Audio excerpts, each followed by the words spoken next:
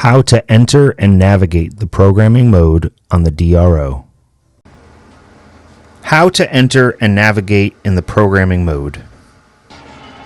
When you first turn on the VFD, the DRO, or digital readout, will display flashing numbers. This is normal and indicates that the spindle is off. In order to enter the programming mode, press the Mode button.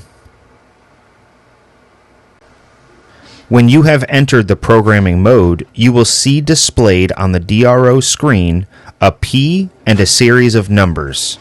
This means you are in the programming mode. The flashing number on the screen represents your current selected position.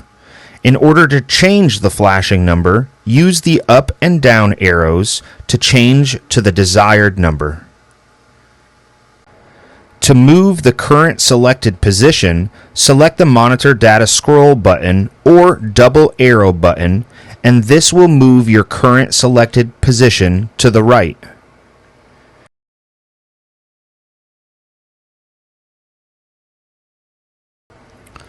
Once you have input the code number you desire to change, press the Enter button. Here you will see the current value of that programming code. Use the up and down arrows to change the number and the double arrow button to move the current selected position if needed.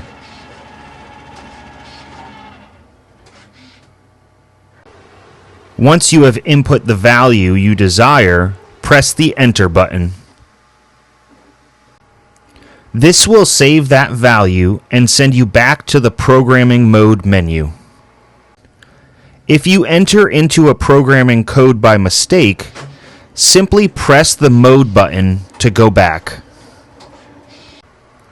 Once you have completed all your programming, select the Mode button from the programming menu to exit the programming mode.